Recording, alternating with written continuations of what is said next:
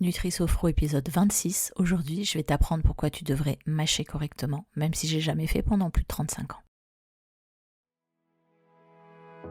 Bienvenue dans Nutri-Sophro, le podcast où on parle de perte de poids saine et durable, de ton corps, de ton assiette et finalement de tout ce qui te permet de te sentir bien au quotidien.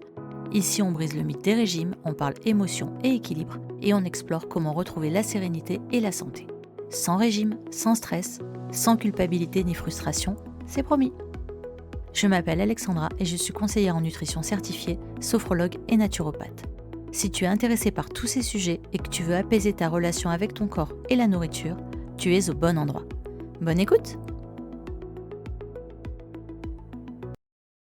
Si je te disais qu'il y a un geste que tu fais tous les jours, plusieurs fois par jour, sans même y penser, et que ce geste peut transformer ta digestion, ton énergie, ton stress et même ta perte de poids. Ce geste, tu l'as compris vu l'épisode du jour, c'est simplement mâcher. Oui, mâcher, la mastication. Ce qu'il faut que tu retiennes, c'est que nous ne sommes pas ce que nous mangeons, nous sommes ce que nous assimilons. Je répète, nous ne sommes pas ce que nous mangeons, nous sommes ce que nous assimilons. Cette phrase, elle me vient du docteur Yann Rougier qui m'a formée sur la partie nutrition et elle m'a fait un électrochoc la première fois que je l'ai entendue. Parce que j'ai toujours fait partie de la team qui avale tout rond, presque sans mâcher. Alors aujourd'hui, on va se pencher sur la mastication, parce que c'est souvent négligé, mais en réalité, c'est la première étape de ta digestion, et c'est un levier puissant pour réguler ton stress, améliorer ta satiété et retrouver un lien sain à ton corps et à ton alimentation. Je vais t'expliquer pourquoi, d'un point de vue physiologique, c'est essentiel de bien mâcher, ce que ça change concrètement pour toi, et comment tu peux réapprendre à le faire dès ton prochain repas. Tu vas voir, c'est vraiment pas un détail, c'est même une des premières choses que j'explique à mes clientes. C'est un fait établi, la plupart des gens ne mâchent pas assez. Pourquoi ? Parce qu'on est tout le temps dans l'urgence, parce qu'on mange vite, parce qu'on mange en faisant autre chose, parfois debout, parfois en voiture, devant un écran. Et puis il faut dire aussi que notre alimentation s'est transformée. On mange de plus en plus d'aliments mous, ultra transformés, faciles à avaler, des textures uniformes, peu de fibres, peu de mâche. Résultat, on avale, on engloutit, sans vraiment utiliser notre bouche correctement. Le problème, c'est que ça nous déconnecte totalement de notre corps, de nos sensations alimentaires, mais surtout que ça perturbe toute la suite du processus de digestion. Alors là, on entre dans le cœur du sujet. Oui, mâcher, c'est un processus physiologique à part entière et c'est même un processus physiologique majeur. D'abord, il faut que tu saches que la digestion, ça commence dans ta bouche. Parce que ta salive contient déjà des enzymes digestives, comme l'amylase, qui aide à commencer à dégrader les glucides, et la lipase qui agit sur les graisses. Quand tu mâches bien, tu mélanges tes aliments avec la salive, tu les imprègnes de ces enzymes, et tu facilites le travail de ton estomac et de l'intestin. Tu permets à ton corps donc de mieux assimiler les nutriments, et c'est très important pour les macros évidemment, protéines, lipides, glucides, mais aussi c'est très important pour tout ce qui est micronutriments, toutes les vitamines. C'est ça qui conduit à une alimentation santé, parce que tu n'es pas ce que tu manges, tu es donc ce que ton corps assimile, c'est-à-dire ce qu'il arrive à transformer pour fabriquer tous les composants de ton corps. Quand tu vas avoir la nourriture qui arrive dans ta bouche, alors normalement j'essaye de le montrer avec les mains quand j'explique à mes clientes, là on est en version audio mais tu vas comprendre. Imagine tu fais un point avec ta main, ça c'est une boule, c'est l'aliment. Quand tu fais rentrer cet aliment tout rond dans ta boule, dans ta bouche, et que tu avales cette boule, donc cette bouchée en entier, tu as cette espèce de boule, donc c'est une surface ronde sur laquelle les enzymes, d'abord de la bouche, mais aussi toutes les enzymes qui vont descendre jusque dans ton estomac, les enzymes elles vont se retrouver à la surface de cette boule, donc de cette bouchée, d'accord ?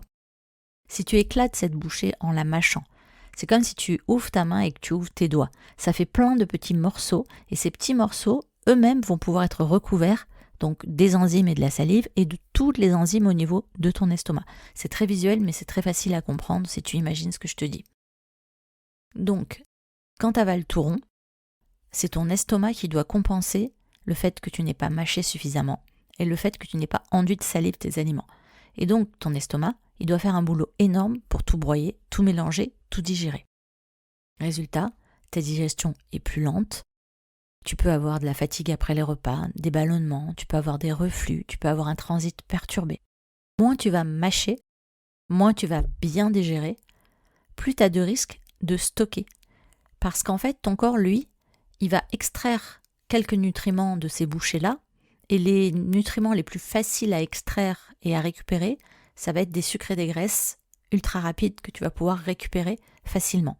Et donc, tu vas métaboliser ces, j'allais dire mauvais aliments, c'est pas des mauvais aliments, mais quand ces aliments, tu les as pas en entier, c'est-à-dire que tu n'as pas les fibres, tu n'as pas les protéines, tu n'as pas tout ce qui fait un repas correct, si tu n'as pas suffisamment mâché, tu vas plus facilement absorber certains sucres et certains gras, et du coup, tu vas stocker encore plus.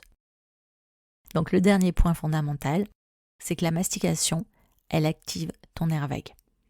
Et ça, tu sais que ça fait partie de mes sujets favoris, parce que en mâchant, tu stimules le nerf vague, et donc tu actives ton système parasympathique, le fameux mode repos-réparation, qui te permet d'apaiser ton système nerveux et donc de favoriser, avec ce repos et cette réparation, tu vas aussi favoriser ta digestion pour qu'elle fasse le mieux le boulot. Parce que tu envoies un message de sécurité à ton corps qui lui dit « c'est bon, on peut se détendre ». Quand je te dis ça, évidemment, je pars du principe que tu vas mâcher doucement et prendre le temps de le faire, que tu vas pas être tout tendu et mâcher comme un robot, parce que là, tu n'auras qu'une petite partie des bénéfices, mais tu en auras quand même pour toute la partie enzymatique. Donc mâcher correctement, ça va tout changer pour ta digestion et ton assimilation, pour ton stress, ta régulation hormonale, tes niveaux d'énergie et leur régulation. Ça fait partie du pilier régulation du système nerveux dont je te parle régulièrement. Alors tu vas me dire, ok, c'est super pour la digestion, mais quel est le rapport avec la perte de poids ? Même si je t'en ai déjà un peu parlé en t'expliquant que tu vas métaboliser plus vite certains sucres et certains gras et pas récupérer le meilleur de tes aliments. Mais en plus de tout ça, parce que quand tu vas mâcher, tu vas prendre le temps, tu vas te reposer, tu vas te relaxer, et plus tu vas mâcher, moins tu vas manger. Et ça, naturellement, sans te priver. Parce que la satiété, on en a déjà parlé dans un autre épisode, c'est un signal qui est lent. Il te faut entre 15 à 20 minutes pour que ton cerveau reçoive l'info « j'ai assez mangé ».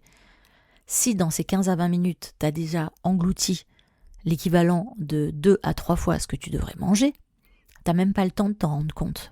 Parce que plus tu manges vite, moins tu laisses de temps à ton cerveau pour capter ce signal. Tu as fini ton assiette, tu t'es resservi, ton corps n'a même pas eu le temps de te dire stop. Tu t'aperçois que tu as trop mangé quand ton estomac est trop plein, qu'il est même douloureux, ou que ton pantalon te gêne. C'est là que tu réalises que tu as trop mangé.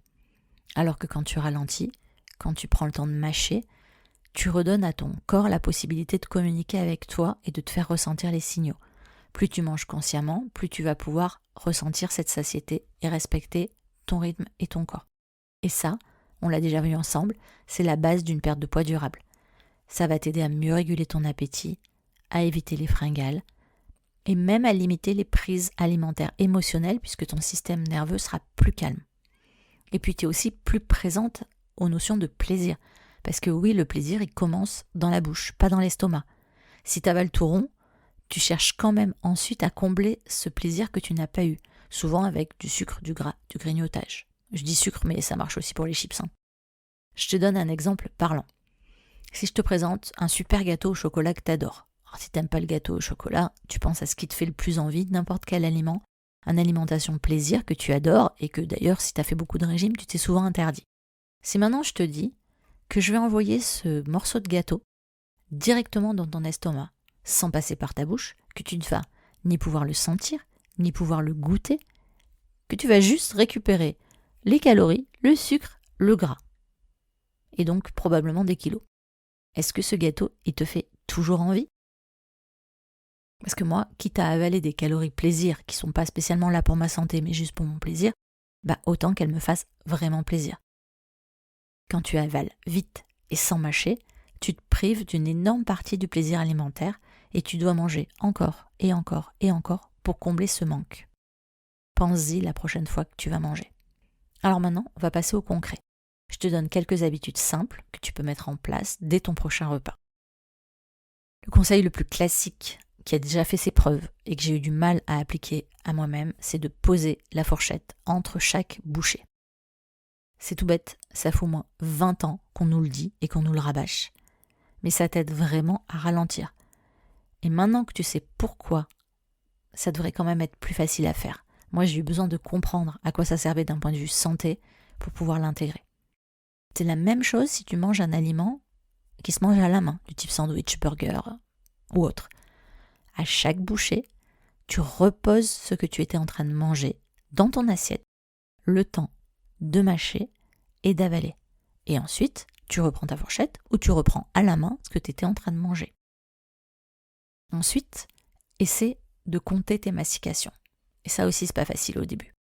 Commence par viser une 20aine de mastications par bouchée. Alors, spoiler alerte, si t'es comme moi, ce sera carrément impossible. Surtout au début. C'est pas naturel, ça fait bizarre. Mais observe. Parce que ce qui te semble moins naturel maintenant, tu vas pouvoir l'augmenter petit à petit et ça va devenir plus facile et plus naturel. Bien sûr, tu l'adapteras aux aliments que tu manges. Mais il y a en médecine chinoise, en médecine naturopathie, on apprend aussi que les aliments même liquides, c'est-à-dire les jus, les choses comme ça, le lait pour ceux qui boivent du lait, c'est des aliments, c'est pas de l'eau. On ne devrait pas les avaler, on devrait les mâcher, les faire tourner dans sa bouche plusieurs fois avant de les avaler. Ça, c'est quelque chose que j'ai encore énormément de mal à faire. C'est pas du tout naturel dans notre alimentation occidentale. Mais l'idée, c'est juste de prendre conscience, comme d'habitude, de là où tu en es aujourd'hui. Par exemple, moi, je me rends compte que si je faisais pas attention, je mets dans la bouche, je mâche 1 ou 2 fois et j'avale. Basta, c'est tout. J'arrive pas à mâcher plus. Maintenant, je le fais, c'est devenu plus naturel. Mais il faut quand même que j'y prête attention. C'est-à-dire que si je suis dans une conversation animée avec quelqu'un, ou si je suis en train de regarder la télé, je me rends compte que naturellement, je remange plus vite et je mâche moins mes aliments. C'est important de remettre de la conscience régulièrement, jusqu'à ce que ce soit automatique, ou si quand tu pars de très très loin comme moi avec cette partie mastication, de reporter ton attention au moins à chaque début de repas. Ensuite, choisis des aliments qui ont quand même de la texture, surtout au début. Comme je te le disais, c'est très difficile de mâcher un jus ou un liquide, on n'a pas l'habitude. Donc, si tu prends par exemple des légumes crus, des graines, des céréales, des aliments peu transformés, ce sera plus facile pour toi d'intégrer la mastication, surtout au démarrage. Ensuite, comme on l'a dit, t'évites autant que possible les distractions pendant les repas. Si possible, manger sans écran, au moins au début des repas. Tu vois, que les premières minutes, tu prennes le temps de sentir ce que tu manges et de profiter de ton repas. Si tu manges au bureau, évite de manger en 5 minutes devant ton ordi et de retourner bosser. C'est une catastrophe en termes de mastication, de conscience de la prise alimentaire et ensuite de digestion. Mon autre petit conseil, c'est de respirer avant de manger. Tu prends 1 ou 2 grandes respirations avant le repas. Ça t'aide à activer le mode parasympathique plus vite. Tu peux aussi faire un exercice de cohérence cardiaque, c'est encore mieux. Ça prend un petit peu plus longtemps, mais ça te mettra vraiment dans un état de pleine présence pour ton repas. Si tu veux aller plus loin, je te propose de faire un petit exercice de pleine conscience alimentaire. Tu vas choisir une bouchée d'un aliment que tu aimes. Ça, tu peux le faire pendant les repas, mais tu peux le faire aussi en dehors des repas pour les aliments qui te font vraiment envie. Tu vois, et que tu t'autorises pas forcément. Tu prends cet aliment, tu en prends une seule bouchée. Tu la mâches vraiment très lentement. Tu prends le temps de ressentir les textures, de ressentir les saveurs, de faire bouger cet aliment à l'intérieur de ta bouche pour activer toutes les papilles. On a des papilles gustatives qui sont placées à des endroits différents de la bouche et qui sont censées t'aider à ressentir le sucré, le doux, l'amer, le piquant, etc. à différents endroits de ta bouche. En utilisant le maximum de ta bouche, tu vas ressentir les saveurs différemment. Tu vas saliver différemment, tu vas mastiquer différemment et donc digérer différemment. Mais surtout, ça va te permettre d'observer les sensations dans ton corps et les sensations par rapport à l'aliment en question. Si par exemple, allez, on va prendre un truc style une barre, je vais citer plusieurs marques, encore que c'est mon podcast, je dis ce que je veux, mais imaginons tu prends ce que tu préfères, Bounty, Mars, Snickers, Kit Kat, n'importe quel truc qui est entre la barre et le bonbon, quoi. Si tu coupes un petit bout, que tu le mâches pendant plusieurs minutes, ça va enduire toutes les papilles dans ta bouche et ça va t'amener beaucoup plus vite la sensation, on va dire, d'écœurement. C'est pas le mot que je cherche, l'idée c'est pas de t'écœurer d'un aliment, mais tu vas en extraire beaucoup plus de sensations de plaisir jusqu'à saturation. Et du coup, ça t'aidera à en manger beaucoup moins. L'idée, c'est pas de te restreindre volontairement. L'idée, c'est de découvrir que pour tous les aliments, tu peux pratiquer ces exercices à différents moments et tu t'apercevras que tu en as besoin de moins en moins. Ceux qui mangent naturellement, qui sont ce que j'appelle les naturellement minces, il leur arrive de prendre un bout.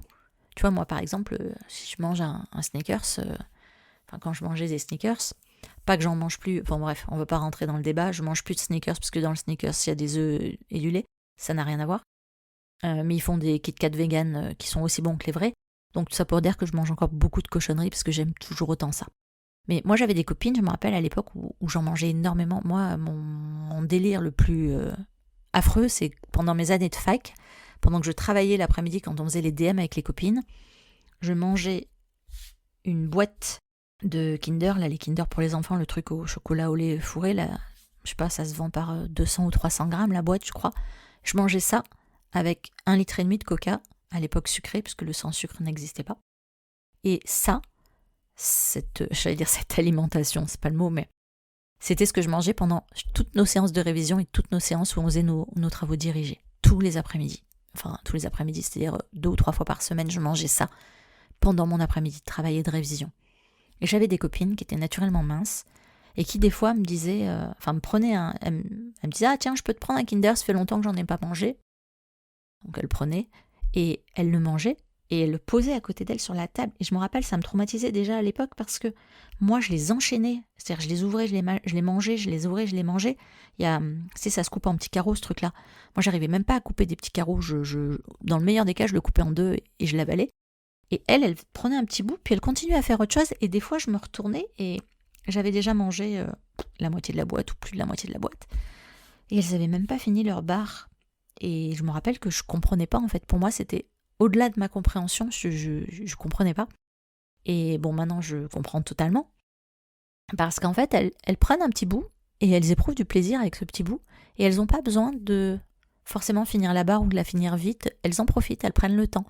Moi, je ne savais pas faire ça et j'ai mis un petit moment à me réapproprier ces sensations-là.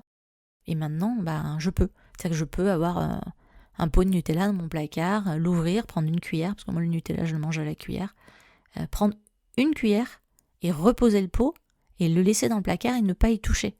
Avant ça aurait été impensable, j'aurais mangé jusqu'à l'écœurement la moitié du pot au minimum.